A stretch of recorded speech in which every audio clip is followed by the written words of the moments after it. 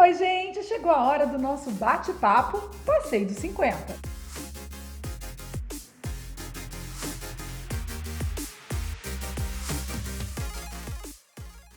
O nosso bate-papo de hoje é com uma delegada da Polícia Civil que com certeza passou por muitos desafios até chegar aqui. Ela já passou dos 50 e vai contar pra gente como é o dia a dia de uma delegacia.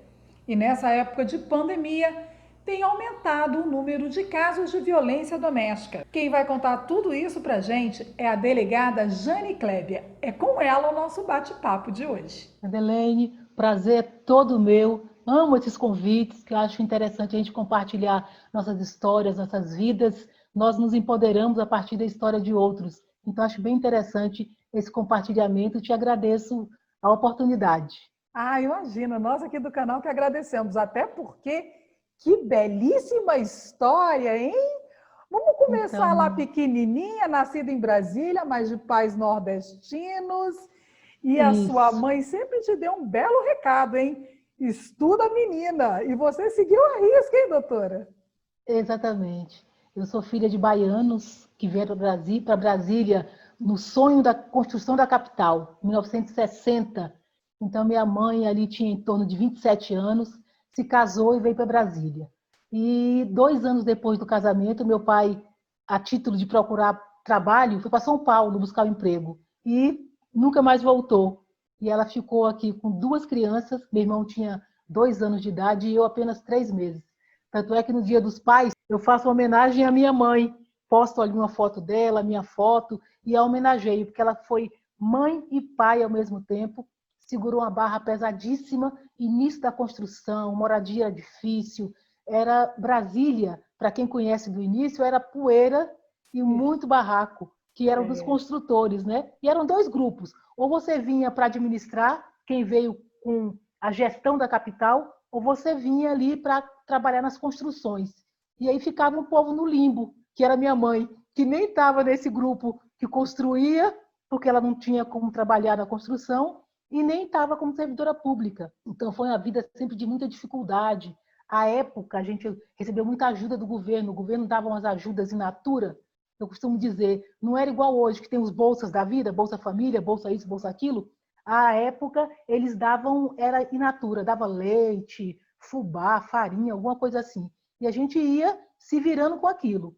Fui aluna de escola pública, minha mãe estudou no noturno, se formou em enfermagem e começou a trabalhar na enfermagem. E aí deu uma qualidade de vida para nós já um pouco melhor. Aos 18 anos, 17 anos, quase 18, eu termino o 2º grau e ela disse o seguinte: minha filha, você tem que fazer enfermagem para também conseguir se sustentar e poder prosseguir com seus estudos tal. Sempre fui aluna de rede pública e aí fui fazer CEUB.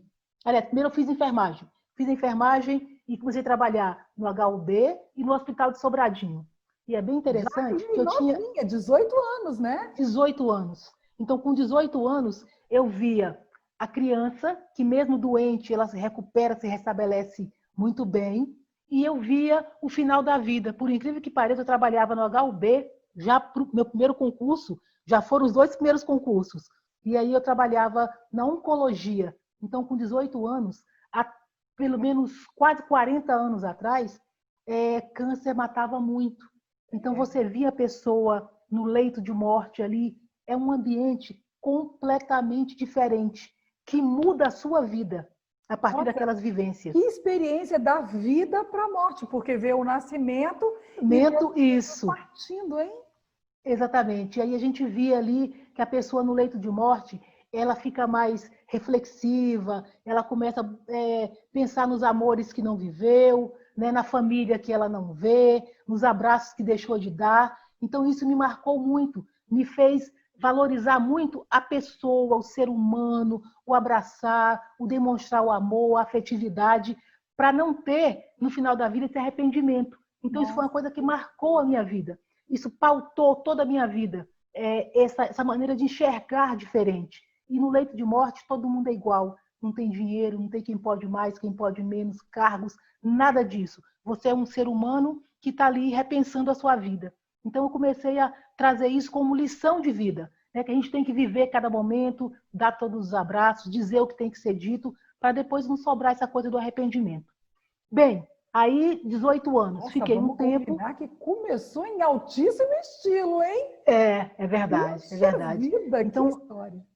já comecei recebendo muita lição de vida. É, E trabalhava em pediatria, era uma clínica pesadíssima em Sobradinho, 50 leitos, 50 crianças, 50 mães, dava plantão, trabalhava à noite, e eu me casei nessa época, então eu me casei muito cedo, aos 20 anos. não Aí eu me acredito. caso, aí eu tive 2 filhos, com 2 anos de casado, aos 22 anos eu tive meu primeiro filho, quando ele tinha 9 meses eu tive o segundo. Uhum. Então eu tinha 2 crianças de fralda, vamos dizer assim, pequenas. Aí eu trabalhava e eu fui fazer faculdade. Ao mesmo tempo, eu Outra, fazia né? ser, eu comecei no CEUB, noturno, fazendo geografia. Então eu trabalhava na enfermagem, cuidava dos meus filhos, da casa, marido, e ao mesmo tempo fazia faculdade de geografia. CEUB Me baix... particular à noite. Particular à noite, sem carro, andando de ônibus. Então, eu sempre vim do ritmo de trabalho acelerado. Eu era hiper, e continuo, hiper acelerada, porque para conseguir fazer gestão da minha casa, trabalhar e, ao mesmo tempo, estudar. Aí eu me formo em geografia e vou para a rede pública. Antes era Fundação Educacional, hoje é Secretaria de Educação, e comecei a dar aula. Eu dava aula às 7h30 da manhã. Saía de casa em torno de 5 horas para dar aula lá às 7h30. Aí Fiz isso por um... você saiu da área de saúde, foi para Aí eu saio da área de saúde e, por concurso, vou para a Secretaria de Educação. Aí fiz 2 concursos na educação. Fiz um para nível 2, depois o chamado nível 3, que era para me habilitar a dar aula para o 2º grau. E fui trabalhar. Efetivamente, me apaixonei pela geografia. E aí, nessa parte, eu conto uma história que a minha autoestima era lá embaixo. É Eu tinha uma autoestima mesmo. muito baixa. Eu achava que não ia conseguir chegar a lugar nenhum, que não ia conseguir ocupar espaço, que não conseguia competir. Tanto é que eu conto, quando eu fui escolher geografia para fazer, eu pensava assim, ó, qual será a matéria, meu Deus, que ninguém gosta, que é bem facinho de passar, Ah, não juro. acredito. E escolho a geografia. Quando eu chego na faculdade, aí eu me apaixono pela geografia. Eu descubro que geografia é a disciplina da vida, que a geografia te ensina a pensar mundo, né? Aquela coisa de divisão, de estado, de países, de poder, de o que manda, e você começa a entender a vida a partir da geografia, que é uma ciência, e eu sou absolutamente apaixonada. Eu fiz a escolha certa. Então, é a disciplina que te ensina a pensar o mundo. Aí eu saio da Secretaria de Educação, já como professora, eu fui para o Sindicato dos Professores, o Simpro. Eu Uhum. fui diretora do Simpro. Fui diretora do Simpro 2 gestões. Isso ela Aí quando eu... achava, gente. Não, eu tenho que falar. Vocês lembram o que ela falou? Eu achava que eu não ia dar em nada. Vai Não é? ouvindo, gente, essa história. É incrível. E aí, no Simpro, eu resolvo que vou mudar de carreira. Estava insatisfeita, apesar de amar dar aula, eu me realizo como professora. Eu costumo dizer que eu sou uma delegada professora, porque eu continuo, esse espírito de professor nunca me deixou. Mas apesar de amar a profissão, a educação, eu queria mais. Aí eu resolvo aparecer um concurso para agente de polícia. Aí eu vou lá e faço concurso para agente de polícia. À época, meus filhos já estavam maiores, já ali entrando na pré-adolescência, e eu fiz o concurso para agente de polícia e passei. Aí eu deixo a educação e vou para a Secretaria de Segurança como agente de polícia. Quando eu entrei, tomei posse, eu falei, agora eu vou ser delegada. Vamos relembrar.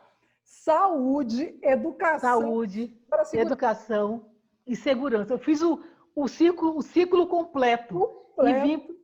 para a segurança pública. Como agente de polícia, eu falei, agora eu preciso estudar para ser delegada. Aí eu já tinha 35 anos, aí fiz o vestibular, né? Passei e comecei a cursar Direito para fazer o concurso para delegado.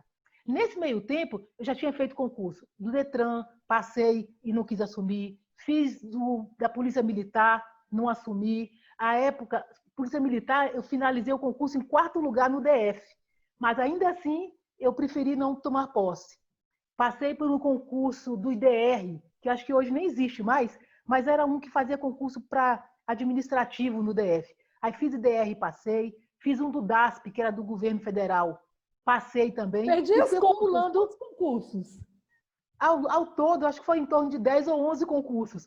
Termino o bacharelado em Direito e comecei a estudar. Aí é a parte que eu me dediquei, eu fiz uma imersão. Eu levei 2 anos, depois de formada, eu estudava 8 horas todos os dias. E assim, esse estudo era, quando eu fazia faculdade, tinha que estudar, eu cuidava da casa, preparava a minha comida, tal, não tinha empregada, deixava tudo pronto. Quando eu chegava 11h30 da noite, meu marido estava dormindo, meus filhos dormindo, eu ia lá, acordava todo mundo, esquentava comida, alimentava eles. Cedinho, acordava, cuidava da casa e de novo trabalho. 2 anos nesse ritmo. Aí, ao final, eu passei em 2 concursos de delegado. Passei para delegado da Polícia Federal e delegado da Polícia Civil. Como eu já era agente de polícia, era mais interessante que eu continuasse na Polícia Civil do DF. Sim. Aí, como delegada, aí efetivamente as portas se abriram para mim. Amava e amo ser delegada, amo minha carreira, amo o que eu faço. Tanto é que hoje eu já somo quase 40 anos de serviço, eu tenho 39 anos de serviço. Já poderia estar aposentada há pelo menos 8 anos, mas não tenho a menor pretensão em aposentar. Como delegada, eu fui convidada para ser procuradora jurídica da Fundação de Apoio à Pesquisa, fui, exerci esse cargo fora da polícia. Depois eu fui para a Codeplan, fui controladora na Codeplan. Aí eu recebi um convite do governo para ser secretária de Estado. Aí eu fui secretária de Estado no DF de Políticas para Criança, Adolescente e Juventude. Exerci esse cargo de secretária, aí cuidava de todos os conselhos tutelares, cuidava das unidades de internação todas do DF. Foi uma experiência muito marcante, muito boa, me fez enxergar a política da infância e da juventude de outra forma, que isso aí é um capítulo à parte, a gente pensar ali a ressocialização, como é que a gente faz a inserção desses jovens, né, nesse sistema aí para tirá-los da criminalidade.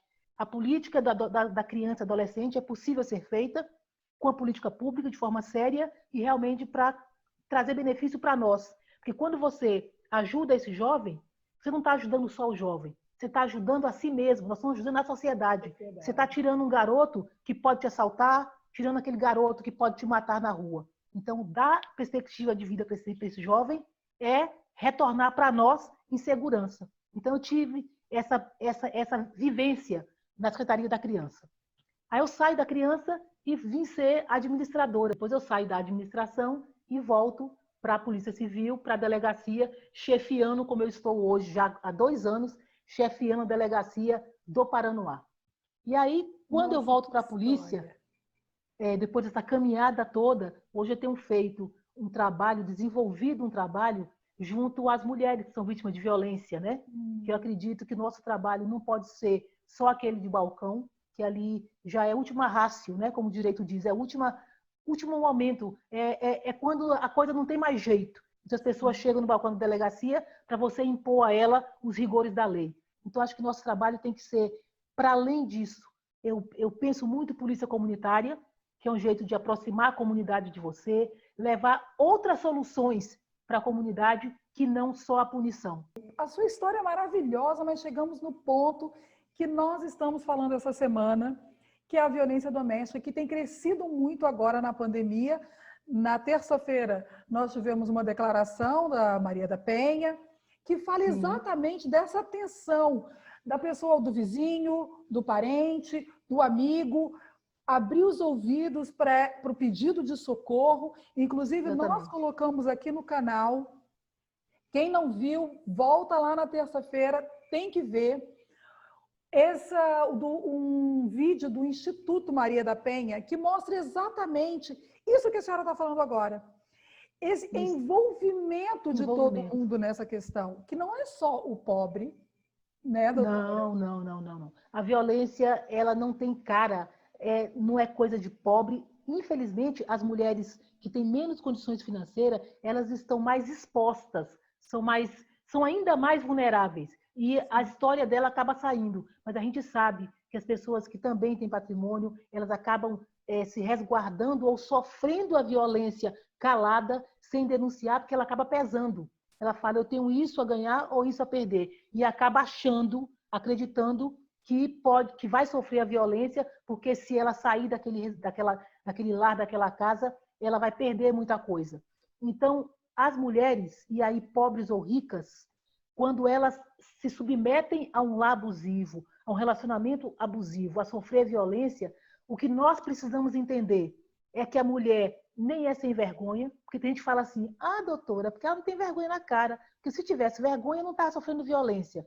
Não é isso. E muito menos porque gosta de apanhar. Tem pessoas que dizem Imagina. assim, não, está apanhando pouco. Eu ouço isso. Não, está apanhando pouco. Se tivesse apanhando mais, ela abandonava esse cara. Não é isso. As mulheres, elas são vulneráveis. Elas estão num grau de dependência e vulnerabilidade tão grande que elas são obrigadas, elas ficam submetidas àquela violência porque elas não conseguem achar saída. É Exatamente. interessante a gente observar que as famílias não apoiam essa mulher que sofre violência. Tem famílias que dizem o seguinte, olha, gente, eles estão com um probleminha ali, mas ninguém se mete, não. Não vamos nos meter, deixa que o casal se resolve. O que eu digo dessa situação? Quando o casal está bem, está crescendo, criando filhos, todas as decisões têm que ser do casal, ninguém tem que se meter. Isso. Agora, quando partiu para a violência, passa a ser obrigação de todo mundo. A família tem que intervir, porque quando tem violência é sinal de que o casal não consegue fazer a gestão mais sozinha. Então, ela precisa de apoio. Às vezes, a mulher ela sai para ir à delegacia, o agressor diz o seguinte, vai lá que quando tu voltar, vai ficar pior. Quando tu voltar, tu vai apanhar mais. Em algumas situações, isso acontece. Por quê?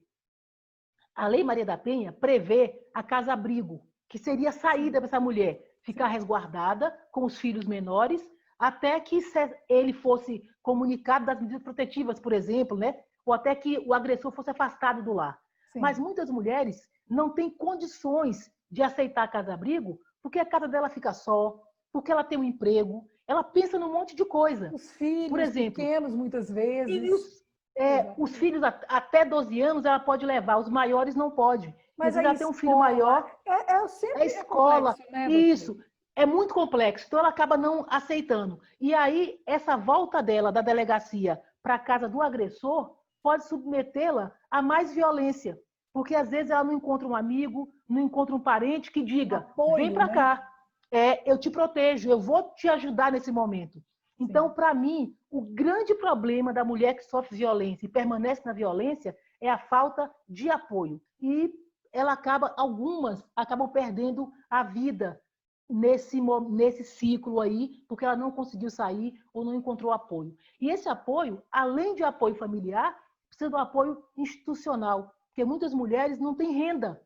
Sim. Então, a falta de renda de autossustento faz com que ela se submeta e continue naquela relação abusiva. Quando a mulher não, quando os planos dela ou a vida dela não se resume só à vida dele ou ao que ele quer, ele passa a constrangê-la, começa com xingamento, diminuir a autoestima dela e aí por fim acaba com as agressões. E isso aí não acaba, ela fica enredada. Sem contar que muitas mulheres elas têm paixão, têm amor, elas gostam daquele companheiro, elas têm uma vida, elas têm vergonha de sair do relacionamento e ser uma mulher separada, abandonada.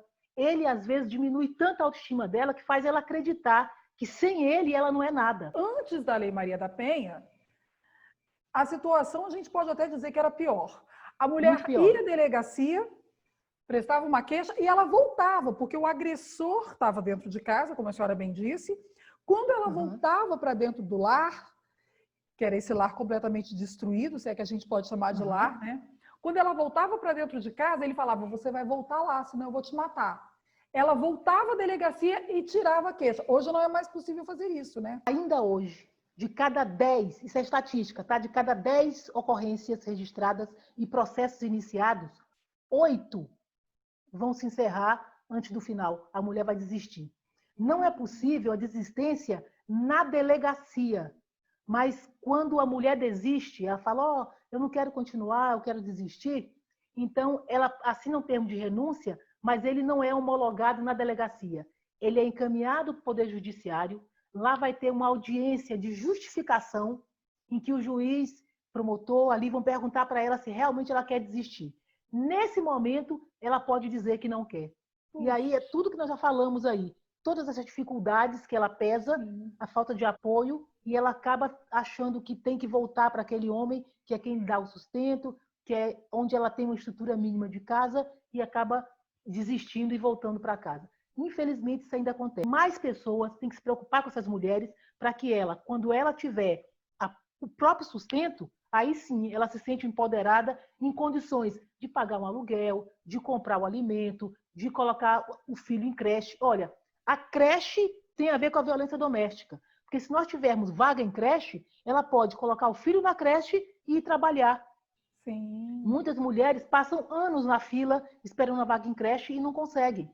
E aí acabam novamente ficando naquele lugar de violência, porque ela tem muita coisa para resolver e condição nenhuma.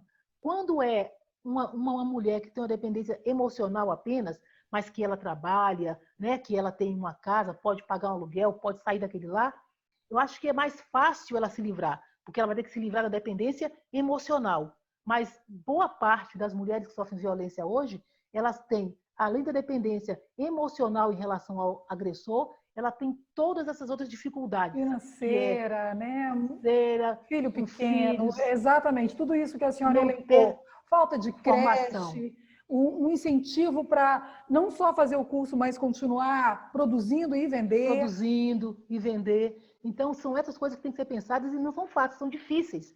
Mas a gente precisa pensar nesse conjunto para, junto com essa lei, que é uma lei muito boa, é considerada uma das 3 melhores leis do mundo. Rivalizamos aí com a chilena e acho que espanhola, e que são consideradas uma das leis mais completas, né? Que efetivamente protegem a mulher. É a lei mais conhecida do Brasil. Todo mundo fala assim, Lei Maria da Penha, todo mundo sabe o que é. Mas, infelizmente, as pessoas não conhecem o conteúdo da lei. Como é que eu uso essa lei como instrumento para me livrar da violência? Então, o nosso trabalho, eu acho que ainda é longo. Nós temos 14 anos de edição da lei, 14 anos. A gente sabe que no ano seguinte, a lei é de 2006. As estatísticas mostram que no ano seguinte à edição da lei, a violência diminuiu. Mas depois ela volta a subir e se estabilizou. Então, nós temos 14 anos e uma estabilidade em termos de violência. Aí eu vejo um problema, porque se nós temos uma lei que é considerada uma das melhores do mundo, é a lei mais conhecida do país, e essa violência continua estável, alguma coisa está errada, Tinha porque que estar ela diminuindo, né? deveria diminuir, e nós não Isso. temos conseguido diminuir a violência. Então, a gente precisa envolver mais as pessoas, falar mais de violência, estamos falando pouco, e tornar todo mundo corresponsável. Então, a E gente precisa chega disso. dessa história de briga de marido e mulher, não se mete a colher, né, doutora A Jane? gente tem que meter, se tem violência, passa a ser responsabilidade de todo mundo. Então, todos nós temos um compromisso, responsabilidade com aquela mulher, com aquela colega, com aquela companheira que sofre a violência. E a lei, já que nós estamos falando da Lei Maria da Penha, é Sim. importante dizer, ela tem sido aperfeiçoada, né? Tem algumas alterações que são muito importantes. Por exemplo, até 2018, quando tinha medida protetiva, que é assim, a mulher faz o registro da violência, foi Sim. injuriada, foi agredida, faz o registro da ocorrência e pede o afastamento do lar do agressor. O juiz, ali no prazo de 4 dias, que o delegado tem 2 e o juiz tem mais 2 para decidir, então sempre sai muito rápido. Sai uma medida protetiva, que vai dizer, ele não pode ligar, não pode se aproximar dela, não pode se aproximar dos filhos, não pode ver, não pode um monte de coisa. Sim. Proibição de frequentar determinados lugares, tudo para oferecer essa proteção para essa mulher. Quando ele descumpria isso, tipo, não pode ligar, ele ligava. Ele só respondia por desobediência. Então, ele achava que não dava nada. Hoje, se tiver lá, não pode ligar, e ele ligou, ela vai à DP e fala, ó, eu tenho uma protetiva que impede ele de me ligar e está aqui meu telefone com a ligação dele. Comprova. Só provou o descumprimento, ele vai ser preso. O passo seguinte é a prisão. Então, a lei se tornou mais dura para efetivamente essas medidas protetivas serem cumpridas. Mas Então, quando a gente fala que ela se tornou mais dura, é porque quando ela era abrandada, quando esse agressor só levava uma bronca, digamos assim, ele ia lá e Isso, matava, né, doutora? ia lá e matava. Hoje em dia, a gente ainda vê algumas situações. Brasília, há 2 anos, nós tínhamos uma situação em que o agressor foi preso, ela recebeu medida protetiva, e quando ele saiu na audiência de custódia, dia seguinte ele é apresentado ao juiz, passa para a audiência de custódia, o juiz disse que não via risco e soltou. Ele saiu da audiência de custódia, foi direto na casa dela e matou. Olha Nossa. que absurdo. Foi. Então, eu digo que esse momento do registro, mesmo tendo protetiva, a mulher ainda corre riscos. Então, Sim. ela precisa o quê? Se resguardar. Ela tem que ter responsabilidade com ela mesma. Foi à delegacia, registrou uma ocorrência, tem uma protetiva, ela tem que ficar distante, sumir da vítima desse agressor. Não aceitar ligação, não aceitar encontro. Ah, vamos encontrar ali para a gente conversar sobre nossos filhos. Se for, não vai sozinha. Por quê? Ela precisa saber como é que esse homem recebeu isso. Porque, às vezes, depois da ocorrência registrada, ele fica ainda mais louco, mais enfurecido. Então, não é ela que tem que ir lá saber como é que ele está. Mantenha a distância. Aí vem a pergunta que alguns fazem. Ah, mas eu não queria acabar meu casamento, né? Porque as mulheres ficam pensando, eu vou registrar a ocorrência e o casamento vai acabar. Ninguém está pregando dissolução de relacionamento. É assim, ó, agrediu, ele vai ser punido pela agressão. Ela se mantém distante para saber se aquilo foi suficiente para o agressor entender. Eu não posso agredir, eu não Eu posso errei, né? bater, É uma eu chance, errei. digamos assim, Uma né? chance, isso. Depois que você perceber como é que ele recebeu isso, essa aproximação, se ela voltar a ser feita, se voltar a ser feita, tem que ser em companhia de outras pessoas, para realmente garantir a segurança da mulher. Ela não pode negligenciar a segurança dela, porque algumas fazem o quê? Deixam, mesmo com medida protetiva, deixam esse agressor retornar. Aí ele retorna, está enfurecido, vai se lembrar da história da ocorrência e acaba agredindo e, às vezes, matando essa mulher. Então, ela Doutora, tem que... esses números, Ah, eles realmente aumentaram agora na pandemia? então, houve um aumento e aí tem uma explicação. Por quê? A violência doméstica, ela precisa de alguns gatilhos que a gente fala.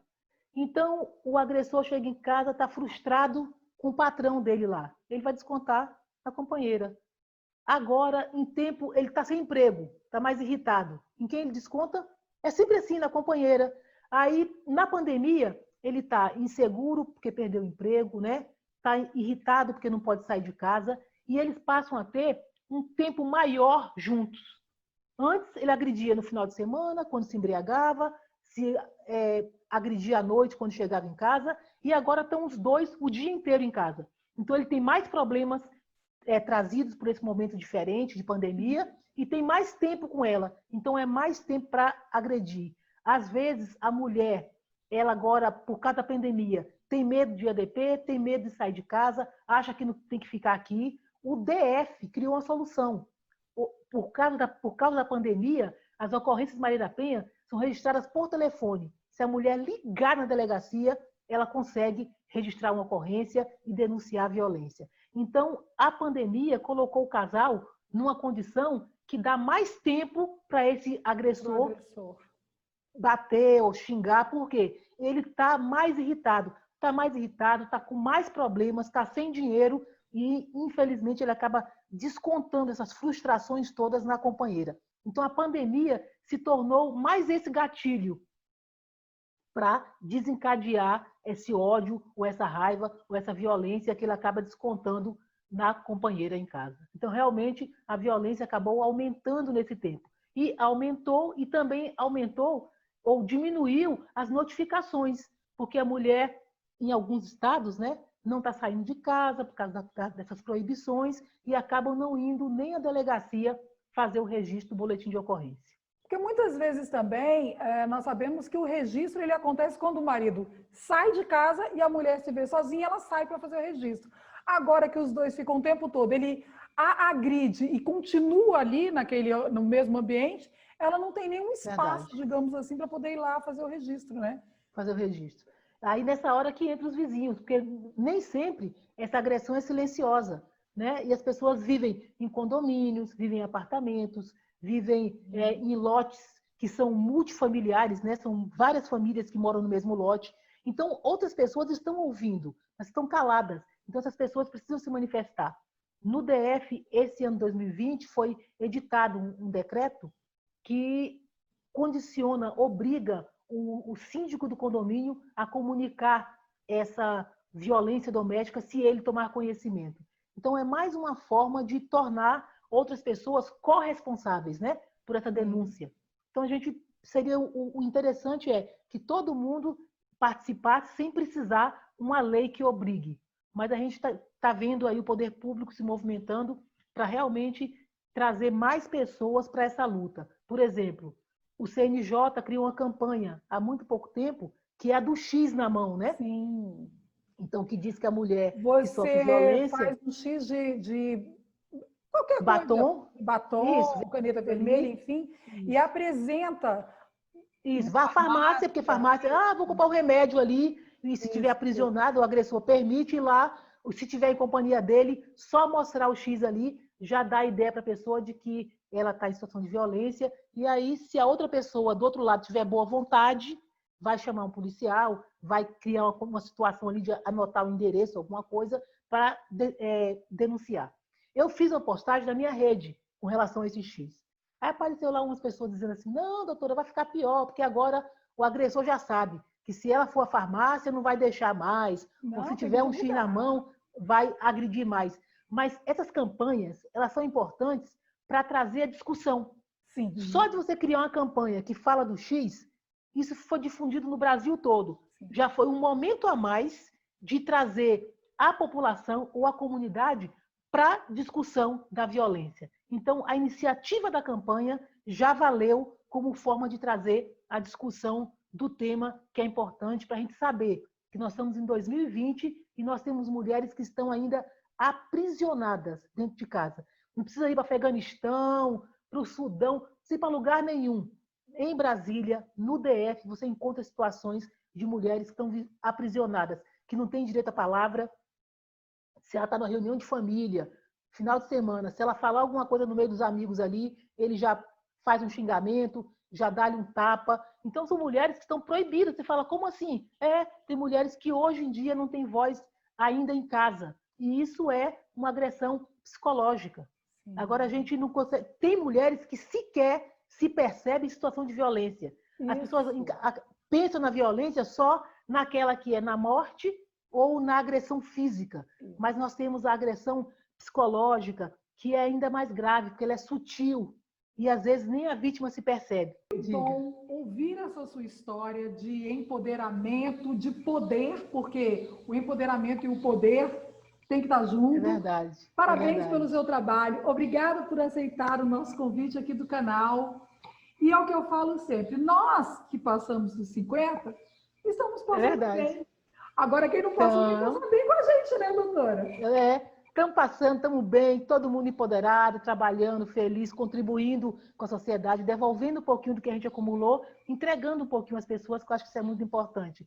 E sendo felizes, né? Realizados, a gente sabe que depois de 50, o corpo não é mais o mesmo dos 20, mas em compensação, tem aí a capacidade, a experiência que você juntou, nossa, né? E que isso tudo acaba nos embelezando, né? Isso tudo fica bonito para nós, né? Então, às vezes, a aparência física não é tudo, mas acho que o que vale mesmo é o sentimento, o que a pessoa pensa, responsabilidade, o sentimento de empatia em relação ao outro. Isso é que faz da pessoa bonita, a pessoa capaz.